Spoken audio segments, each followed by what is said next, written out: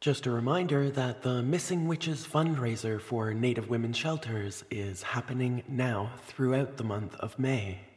Check out our website at www.missingwitches.com for all the details, and join us on Patreon at patreon.com/missingwitches. You aren't being a proper woman, therefore you must be a witch. Be a witch. Be a witch. Be a witch. Be a witch. Be a witch. Be a witch. You must be a witch.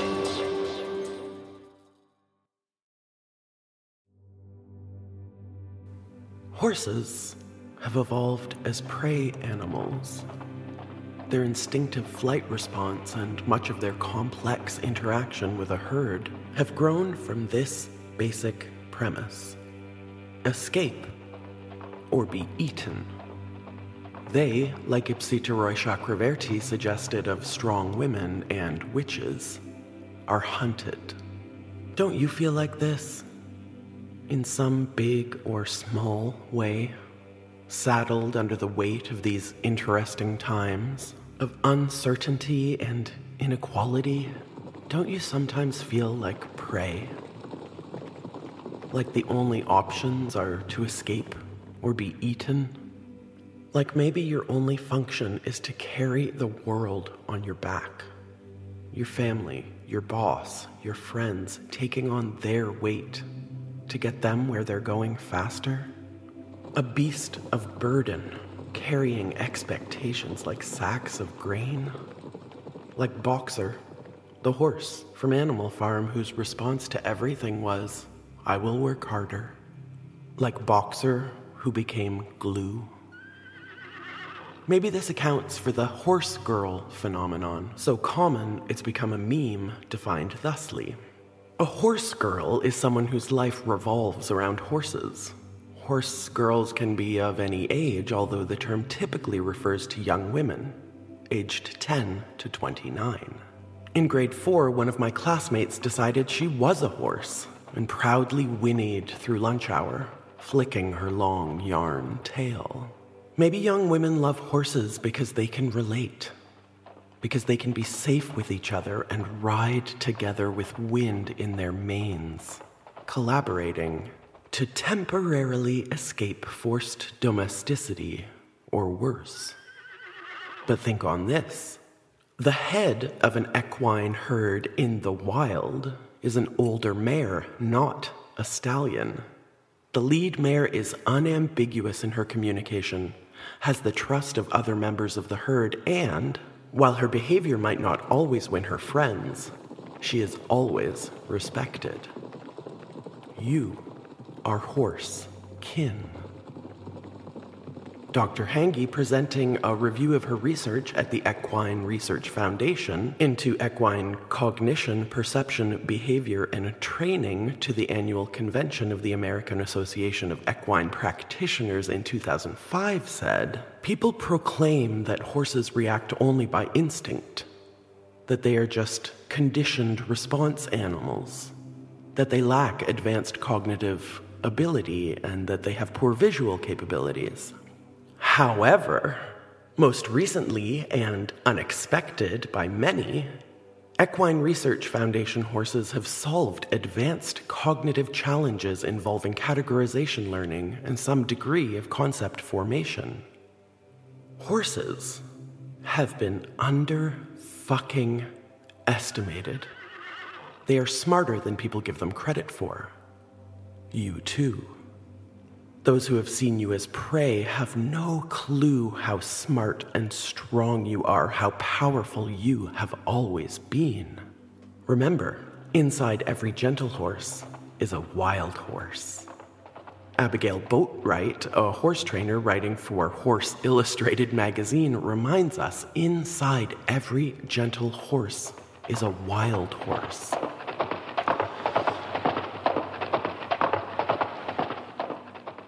Inside every gentle witch is a wild horse, too. You are horse kin.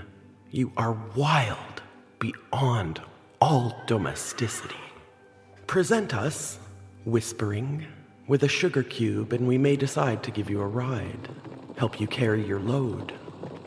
Come at us with a whip, and we will buck you off our backs and trample you till our hooves are bloody. We are horse kin. We are a stampede of freedom, wild, maned, and running free. We are the mares of Diomedes, a herd of man-eating horses in Greek mythology, magnificent, wild, and uncontrollable. Some versions of the myth say that the mares also expelled fire when they breathed. Inside every gentle horse is a wild horse. We are Epona's horses who were leaders of the soul in the afterlife ride. Inside every gentle horse is a wild horse. Audre Lorde told us if I didn't define myself for myself, I would be crunched into other people's fantasies for me and eaten alive. So the choice arises again. Escape or be eaten. The British Museum suggests that for 5,000 years, the horse has been an ever-present ally in war and peace. Civilizations have risen and fallen on their backs, and evidence of the horse's use is everywhere to be seen. Yet somehow, following the increasing pace of mechanization in the 1930s, we have so quickly forgotten how indebted we are to this animal. You are horse kin. How quickly we have forgotten how indebted to you we are. How every witch has carried this world on her back, in war, in peace, as soldiers and saviors, messengers. The first information highway was your sweat. What else of you has been forgotten? What else of you has been diminished? In her book, You Are the Medicine, Asha Frost tells this story. It was early in my homeopathic practice days, and I had a clipboard on my lap and was taking case notes. The woman who sat before me was experiencing anxiety and depression. She expressed that she felt lost and directionless. She hated her job and felt like she needed a change, but couldn't find the energy to make the change. As I listened to her speak, I saw a horse galloping around her. It felt so real, like a wind passing by my head, my hair lifting as it ran by. I remember wondering why the heck I was seeing an animal. It wasn't my usual practice to share what I was seeing around my clients, but this horse was very persistent. I nervously shared it with her and her face lit up. She told me that she loved horseback riding as a child and it brought her so much joy. I asked her to close her eyes and imagine her favorite horse standing before her. Her whole body shifted before my eyes. Tears ran down her face, and she told me that she couldn't believe she had forgotten these parts of herself. I ended up prescribing a remedy for the anxiety and depression, which I do believe supported her, but to this day, I believe that horse spirit was a huge part of her finding her joy again.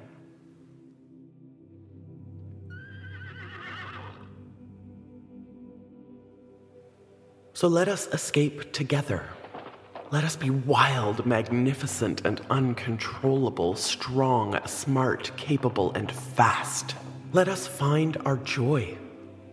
Let us open our earliest eyes and see it galloping around us. Let us lead souls to ride. Let us be the horses that Apache warrior Lozin rode into battle. Outlaws for a just cause, willing to join the fight. Rearing up and plunging ahead to lead the way. We are horse kin. We represent power, freedom, movement, evolution. We have witch power, horsepower, tireless stamina. In Chinese mythology, the horse is a divine being, believed to be an embodiment or reincarnation of the universal God. You are horse kin, the embodiment of God, etc. So if we must wear shoes, let them be lucky. In the Irish story of the blacksmith and the devil, one day a blacksmith was forging horseshoes. The devil appeared and demanded his own shoes for his own hooves. The blacksmith, recognizing the devil, took a burning hot shoe and nailed it deep into the devil's hooves. After walking away, the devil was in such excruciating pain he ripped the horseshoes off and swore he would never go near one again. Thus, the tradition of hanging a horseshoe over the entrance of a house to ward off evil spirits was born. Other legends say that witches were so afraid of iron horseshoes they traveled on broomsticks instead of horseback. Because we are wild at heart, we fear domestication, the implication of ownership or servitude. We are horse kin. We ride brooms. Inside every gentle horse is a wild horse. In She Had Some Horses, poet Joy Harjo, the incumbent United States Poet Laureate, the first Native American to hold that honor, wrote, "She had horses who called themselves horse. She had horses who called themselves spirit and kept their voices secret into themselves. She had horses who had no names. She had horses who had books of names." Inside every gentle horse is a wild horse. Be a show pony or a Trojan horse with a secret power hidden inside. Inside every gentle horse is a wild horse. Call yourself spirit. Call yourself horse. Find your joy again. Be very persistent. Run wild. You are horse kin.